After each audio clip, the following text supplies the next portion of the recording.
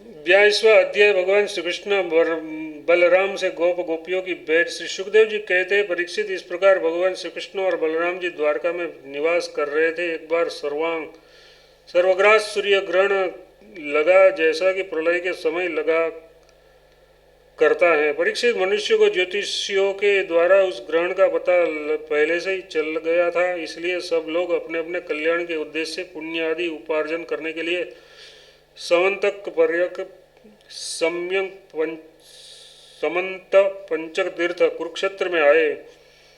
समंत पंचक क्षेत्र वह है जहाँ शस्त्रधारियों में श्रेष्ठ परशुराम जी ने सारी पृथ्वी को क्षत्रियहीन करके राजाओं की रुधिर धारा से 5 बड़े बड़े कुंड बना दिए थे। जैसे कोई साधारण मनुष्य अपने पाप की निवृत्ति के लिए प्रायश्चित करता है, वैसे ही सर्वशक्तिमान भगवान परशुराम ने अपने साथ कर्म का कुछ संबंध न होने पर भी को लोक मर्यादा की रक्षा के लिए वहीं पर यज्ञ किया था। परीक्षित, इस महान तीर्थ यात्रा के अवसर पर भारतवर्ष के सभी प्रांतों की जनता कुरुक्षेत्र आई थी। उनमें अक्रूर, वासुदेव, उग्रसेन आदि बड़े बूढ़े तथा गद, प्रद्युम्न, सांबा आदि अन्य यदुवंशी भी अपने अपने पापों का नाश करने के लिए कुरुक्षेत्र आए थे। प्रद्युम्न नंदन अनिरुद्ध और यदुवंशी सेनापति कृतवर्मा, ये दोनों सुचंद्र, सुक, सारण आदि के साथ नगर की रक्षा के लिए द्वारका में रह गए थे। यदुवंशी एक तो स्वभाव से ही परम तेजस्वी थे, दूसरे गले में सोने के माला, दिव्य पुष्पों के हार, बहुमूल्य वस्त्र और कवचों से सुसज्जित होने के कारण उनकी शोभा और भी बढ़ गई थी। वे तीर्थ यात्रा के पथ में देवताओं के विमान के समान, रथों, समुद्रों की तरंग के समान चलने वाले घोड़ों, बादलों के समान विशाल काय एवं गर्जना करते हुए हाथियों तथा विद्याधरों के समान मनुष्यों के द्वारा ढोई जाने वाली पालकियों पर अपनी पत्नियों के साथ इस प्रकार शोभायमान हो रहे थे मानो स्वर्ग के देवता ही यात्रा कर रहे हो। महाभाग्यवान यदुवंशियों ने कुरुक्षेत्र में पहुंचकर एकाग्र चित्त से संयम पूर्वक स्नान किया और ग्रहण के उपलक्ष्य में निश्चित काल तक उपवास किया। उन्होंने ब्राह्मणों को गोदान किया कि ऐसी गौएं का दान किया जिन्हें वस्त्रों की सुंदर सुंदर झूले, पुष्पमालाएं एवं सोने की जंजीरें पहना दी गई थी। इसके बाद ग्रहण का मोक्ष हो जाने पर परशुराम जी के बनाए हुए कुंडों में यदुवंशियों ने विधिपूर्वक स्नान किया और सत्पात्र ब्राह्मणों को सुंदर सुंदर पकवानों का भोजन कराया। उन्होंने अपने मन में यह संकल्प किया था कि भगवान श्री कृष्ण के चरणों में हमारी प्रेम भक्ति बनी रहे। भगवान श्री कृष्ण को ही अपना आदर्श और इष्टदेव मानने वाले यदुवंशियों ने ब्राह्मणों से अनुमति लेकर तब स्वयं भोजन किया और फिर धनी एवं ठंडी छाया वाले वृक्षों के नीचे अपनी अपनी इच्छा के अनुसार डेरा डालकर ठहर गए। परीक्षित, विश्राम कर लेने के बाद यदुवंशियों ने अपने सुहृद और संबंधी राजाओं से मिलना भेंटना शुरू किया। वह मत्स्य, उसी, नर, कौशल, विदर्भ, कुरु, सुरुंजय, काम्बोज, केके, भद्र, कुंती, अनर्त, केरल एवं दूसरे अनेकों देशों के अपने पक्ष के तथा शत्रु पक्ष के सैकड़ों नरपति आए हुए थे। परीक्षित, उनके अतिरिक्त यदुवंशियों का परम हितैषी बंधु नंद आदि गोप तथा भगवान के दर्शन के लिए चिरकाल से उत्कंठित गोपियां भी वहां आई हुई थी।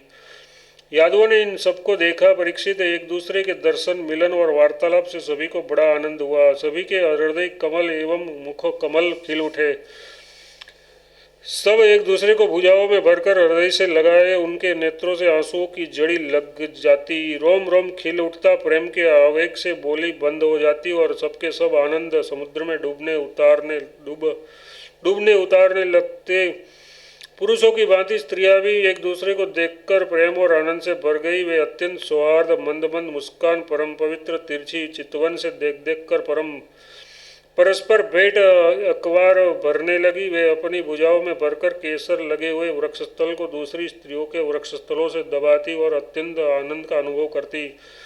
उस समय उनके नेत्रों में प्रेम के आंसू छलकने लगते। अवस्था आदि में छोटों ने बड़े बूढ़ों को प्रणाम किया और उन्होंने अपने से छोटों को प्रणाम स्वीकार किया। वे एक दूसरे का स्वागत करके तथा कुशल मंगल आदि पूछकर फिर श्री कृष्ण की मधुर लीलाएं आपस में कहने सुनने लगे। परीक्षित कुंती वासुदेव आदि अपने भाइयों बहनों उनके पुत्रों माता पिता भाई भाभीियों और भगवान श्री कृष्ण को देखकर तथा उससे बातचीत करके अपना सारा दुख भूल गई। कुंती ने वसुदेव जी से कहा, भैया मैं सचमुच बड़ी अभागिनी हूँ। मेरी एक भी साध पूरी न हुई। आप जैसे साधु स्वभाव सज्जन भाई आपत्ति के समय मेरी सुध भी न ले, इससे बढ़कर दुख की क्या बात होगी। भैया विधाता जिसके बाएं हो जाते हैं उसे स्वजन संबंधी पुत्र और माता पिता भी भूल जाते हैं, इसमें आप लोगों का कोई दोष नहीं। वसुदेव जी ने कहा, बहन उलाहना मत दो, हमसे बिलग न मानो। सभी मनुष्य देव के खिलौने हैं। ये संपूर्ण लोक ईश्वर के वश में रहकर कर्म करता है और उसका फल भोगता है। बहन कंस से सताए जाकर हम लोग इधर उधर अनेक दिशाओं में भगे हुए थे। अभी कुछ ही दिन हुए ईश्वर कृपा से हम सब पुनः अपना स्थान प्राप्त कर सके हैं। श्री सुखदेव जी कहते हैं, परीक्षित वहाँ जितने भी नरपति आए थे, वसुदेव उग्रसेन आदि यदुवंशियों ने उनका खूब सम्मान सत्कार किया। वे सब भगवान श्री कृष्ण का दर्शन पाकर परमानंद और शांति का अनुभव करने लगे। परीक्षित भीष्म पितामह द्रोणाचार्य धृतराष्ट्र दुर्योधन आदि पुत्रों के साथ गांधारी पत्नियों के सहित युधिष्ठिर आदि पांडव, कुंती, संजय, विदुर, कृपाचार्य, कुंती भोज, विराट, भीष्मक महाराज, नग्रजित, पुरुजित, द्रुपद, शल्य, धृतकेस्तु, काशी नरेश, दमघोष, विशालाक्ष, मिथिला नरेश, मद्र नरेश, कैकेयी नरेश, युधा, मन्यु, सुशर्मा अपने पुत्रों के साथ बाहिक और दूसरे भी युधिष्ठिर के अनुयायी नृपति भगवान श्री कृष्ण का परम सुंदर श्रीनिकेतन विग्रह और उनकी रानियों को देखकर अत्यंत विस्मित हो गए। अब वे बलराम जी तथा भगवान श्री कृष्ण से भली भांति सम्मान प्राप्त करके बड़े आनंद से श्री कृष्ण के स्वजनों यदुवंशियों की प्रशंसा करने लगे। उन लोगों ने मुख्यतः उग्रसेन को संबोधित करके कहा, भोजराज उग्रसेन जी, सच पूछिए तो ये इस जगत के मनुष्यों में आप लोगों का जीवन ही सफल है, धन्य है, क्योंकि जिन श्री कृष्ण का दर्शन बड़े बड़े योगियों के लिए भी दुर्लभ है, उन्हीं को आप लोग नित्य निरंतर देखते रहते हैं। वेदों ने बड़े आदर के साथ भगवान श्री कृष्ण की कीर्ति का गान किया है। उसके चरण धोवन का जल, गंगा जल, उनकी वाणी, शास्त्रों और उनकी कीर्ति इस जगत को अत्यंत पवित्र कर रही है। अभी हम लोगों के जीवन की ही बात है। समय के फेर से पृथ्वी का सारा सौभाग्य नष्ट हो चुका था, परंतु उसके चरण कमलों के स्पर्श से पृथ्वी में फिर समस्त शक्तियों का संचार हो गया और अब वह फिर हमारी समस्त अभिलाषों मनोरथों को पूर्ण करने लगी। उग्रसेन जी, आप लोगों का श्री कृष्ण के साथ वैवाहिक एवं गोत्र संबंध है, यही नहीं आप हर समय उनका दर्शन और स्पर्श प्राप्त करते रहते हैं, उसके साथ चलते हैं, बोलते हैं, सोते हैं, बैठते हैं और खाते पीते हैं। यो तो आप लोग गृहस्थ की झंझटों में फंसे रहते हैं, जो नरक का मार्ग है, परंतु आप लोगों के घर वे सर्वव्यापक विष्णु भगवान मूर्तिमान रूप से निवास करते हैं, जिसके दर्शन मात्र से स्वर्ग और मोक्ष तक की अभिलाषा मिट जाती है। श्री सुखदेव जी कहते हैं, परीक्षित, जब नंद बाबा को यह बात मालूम हुई कि श्री कृष्ण आदि यदुवंशी कुरुक्षेत्र में आए हुए, तब वे गोपों के साथ अपनी सारी सामग्री गाड़ियों पर लादकर अपने प्रिय पुत्र श्री कृष्ण, बलराम आदि को देखने के लिए वहां आए। नंद आदि गोपों को देखकर सबके सब यदुवंशी आनंद से भर गए। वे इस प्रकार उठ खड़े हुए मानो मृत शरीर में प्राणों का संचार हो गया हो। वे लोग एक दूसरे से मिलने के लिए बहुत दिनों से आतुर हो रहे थे, इसलिए एक दूसरे को बहुत देर तक अत्यंत गाढ़ भाव से आलिंगन करते रहे। वसुदेव जी ने अत्यंत प्रेम और आनंद से विह्वल होकर नंद जी को हृदय से लगा लिए। उन्हें एक एक करके सारी बातें याद हो आई। कंस किस प्रकार उन्हें सताता था और किस प्रकार उन्होंने अपने पुत्र को गोकुल से ले जाकर नंद के घर रख दिया था।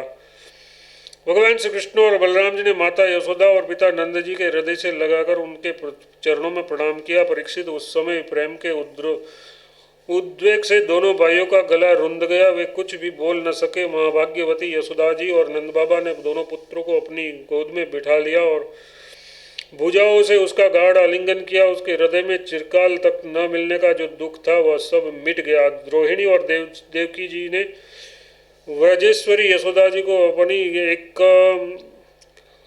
एक बार में भर लिया, अंकवार में भर लिया। यशोदा जी ने उन लोगों के साथ मित्रता का जो व्यवहार किया था उसका स्मरण करके दोनों का गला भर आया। वे यशोदा जी से कहने लगी, यशोदा रानी, आपने और वजेश्वर नंद जी ने हम लोगों के साथ जो मित्रता का व्यवहार किया है वह कभी मिटने वाला नहीं है। उसका बदला इंद्र का ऐश्वर्य पाकर भी हम किसी प्रकार नहीं चुका सकती। नंद रानी जी, भला ऐसा कौन कृतज्ञ है जो आपके उस उपकार को भूल सके। देवी, जिस समय बलराम और श्री कृष्ण ने अपने माँ बाप को देखा तक न था और इसके इनके पिता के धरोहर के रूप में इन्हें आप दोनों के पास रख छोड़ा था, उस समय आपने इन दोनों की इस प्रकार रक्षा की जैसे पल के पुतलियों की रक्षा करती है, तथा आप लोगों ने ही इन्हें खिलाया पिलाया दुलार किया और रिझाया। इनके मंगल के लिए अनेकों प्रकार के उत्सव मनाए। सच पूछिए तो इनके माँ बाप आप ही लोग हैं। आप लोग की देख रेख में इन्हें किसी की आँच तक न लगी। ये सर्वथा निर्भय रहे, ऐसा करना आप लोगों के अनुरूप ही था, क्योंकि सत्पुरुषों की दृष्टि इसमें अपने पराये का भेदभाव नहीं रहता। नंदरानी जी, सचमुच आप लोग परम संत हैं। श्री सुखदेव जी कहते हैं, परीक्षित, मैं ये कह चुका हूँ कि गोपियों के परम प्रियतम जीवन सर्वस्व श्री कृष्ण ही थे। जब उनके दर्शन के समय नेत्रों की पलकें गिर पड़ती तब वे पलकों को बनाने वाले को ही कोसते लगती। उन्हीं प्रेम की मूर्ति गोपियों को आज बहुत दिनों के बाद भगवान श्री कृष्ण का दर्शन हुआ। उनके मन में इसके लिए इतनी लालसा थी, इसका अनुमान भी नहीं किया जा सकता। उन्होंने नेत्रों के रास्ते अपने प्रियतम श्री कृष्ण को हृदय में ले जाकर गाढ़ आलिंगन किया और मन ही मन आलिंगन करते करते तन्मय हो गई। परीक्षित, कहाँ तक कहूँ, वे उन भावों को प्राप्त हो गई जो नित्य निरंतर अभ्यास करने वाले योगियों के लिए भी अत्यंत दुर्लभ है। जब भगवान श्री कृष्ण ने देखा कि गोपियाँ मुझसे तादात्म्य को प्राप्त एक हो रही है, तब वे एकांत में उनके पास गए, उनको हृदय से लगाया, कुशल मंगल पूछा और हंसते हुए यूँ बोले, सखियों, हम लोग अपने स्वजन संबंधियों का काम करने के लिए व्रत से बाहर चले आए और इस तरह तुम्हारी जैसी प्रेयसियों को छोड़कर हम शत्रुओं का विनाश करने में उलझ गए। बहुत दिन बीत गए, क्या कभी तुम लोग हमारा स्मरण भी करती हो? मेरी प्यारी गोपियों, कहीं तुम लोगों के मन में ये आशंका तो नहीं हो गई कि मैं अकृतज्ञ हूँ और ऐसा समझकर तुम लोग हमसे बुरा तो नहीं मानने लगी हो? निसंदेह भगवान ही प्राणियों के संयोग और वियोग के कारण है। जैसे वायु बादलों, तिनको, रुई और धूल के कणों को एक दूसरे से मिला देती है और फिर स्वच्छंद रूप से उन्हें अलग अलग कर देती है, वैसे ही समस्त पदार्थों के निर्माता भगवान भी सबका संयोग वियोग अपने इच्छा अनुसार करते रहते हैं। सखियों, ये बड़े सौभाग्य की बात है कि तुम सब लोगों को मेरा ये वह प्रेम प्राप्त हो चुका है जो मेरी प्राप्ति कराने वाला है, क्योंकि मेरे प्रति की हुई प्रेम भक्ति प्राणियों को अमृतत्व मतलब परमानंद धाम प्रदान करने में समर्थ है। प्यारी गोपियों, जैसे घट पट आदि जितने भी भौतिक पदार्थ हैं उनके आदि अंत और मध्य में बाहर और भीतर उनके मूल कारण पृथ्वी जल वायु अग्नि तथा आकाश ही ओतप्रोत हो रहे हैं, वैसे ही जितने भी पदार्थ हैं उसके पहले पीछे बीच में बाहर और भीतर केवल मैं ही मैं हूँ। इस प्रकार सभी प्राणियों के शरीर में यही पांचों भूत कारणभूत से स्थित है और आत्मा भोक्ता के रूप से अथवा जीव के रूप से स्थित है, परंतु मैं इन दोनों से परे अविनाशी सत्य हूँ। ये दोनों मेरे ही अंदर प्रतीत हो रहे हैं, तुम लोग ऐसा अनुभव करो। श्री सुखदेव जी कहते हैं, परीक्षित, भगवान श्री कृष्ण ने इस प्रकार गोपियों को आत्मज्ञान की शिक्षा से शिक्षित किया। उसी उपदेश के बार बार स्मरण से गोपियों का जीव कोश लिंग शरीर नष्ट हो गया और वे भगवान से एक हो गई, भगवान को ही सदा सर्वदा के लिए प्राप्त हो गई। उन्होंने कहा कि कमलनाथ, अगाध बोध संपन्न बड़े बड़े योगेश्वर, अपने हृदय कमल में आपके चरण कमलों का चिंतन करते रहते हैं। जो लोग संसार के कुएं में गिरे हुए हैं उन्हें उससे निकलने के लिए आपके चरण कमल की एकमात्र अवलंबन है। प्रभु, आप ऐसी कृपा कीजिए कि आपका वह चरण कमल घर गृहस्थ के काम करते रहने पर भी सदा सर्वदा हमारे हृदय में विराजमान रहे, हम एक क्षण के लिए भी उसे न भूलें।